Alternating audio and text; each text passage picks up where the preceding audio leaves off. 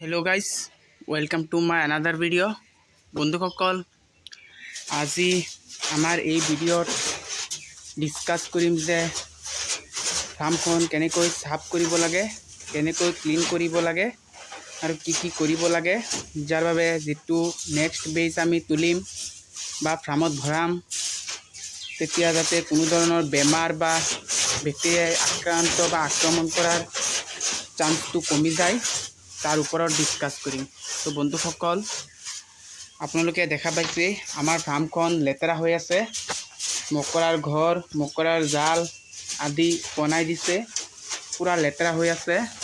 এই সকলোবোৰ আমি আজি ক্লিন কৰিম।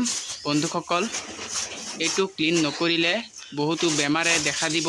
বন্ধুসকল, যেতিয়া আমি পোৱালি বা নেক্সট বেজ সোমাম তেতিয়া ইহঁতৰ পৰা ভাইৰাছ আহি কেনে মুৰ্গীৰ গাত এটেক কৰিব আৰু মুৰ্গীক আক্ৰান্ত কৰি দিব।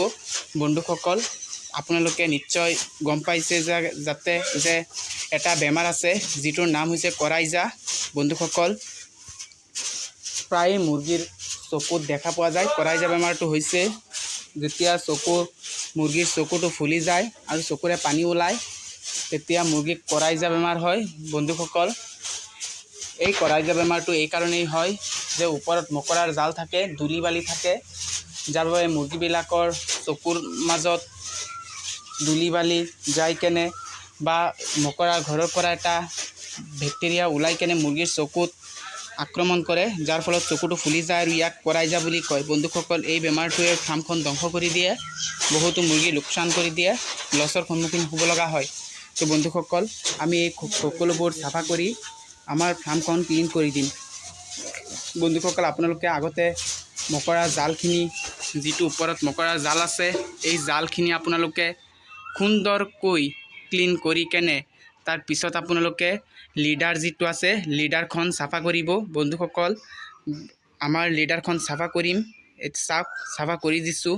বন্ধুসকল, আমাৰ ফাৰ্মখন চাফা হৈ গ'ল, ধুনীয়াকৈ চাফা কৰিছোঁ, ক্লিন কৰিছোঁ। লিডাৰখন উঠাই কেনে পেলাই দিছোঁ। বন্ধুসকল, লিডাৰটো দিয়া নহয়, বালি থাকে, বালিখিনি যিটো মুৰ্গীৰ মল থাকে, মলখিনি উঠাই পেলাই দিছোঁ আমি। বন্ধুসকল, এনেকৈ ক্লিন কৰি দিছোঁ। বন্ধুসকল, আপোনালোকেও যদি লোকেল মুৰ্গী বা সোণালী মুৰ্গী পুহি আছে তেনেহ'লে এনেকৈ চাফা কৰিব, চাব যে বেমাৰৰ সংখ্যা একেবাৰে কমি গ'ল।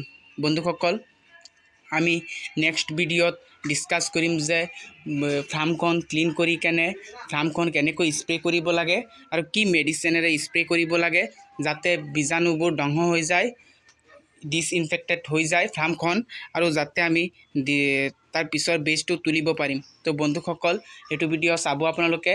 নেক্সট আপলোড কৰি দিম সেইটো ভিডিঅ', স্প্ৰে' কৰা ভিডিঅ'টো। বন্ধুসকল, আজিৰ ভিডিঅ' এইখিনিলৈকেই। যদি ভিডিঅ'টো ভাল লাগি থাকে প্লিজ আমাৰ চেনেলখন ছাবস্ক্ৰাইব কৰি নিজৰ কৰি ল'ব। ধন্যবাদ।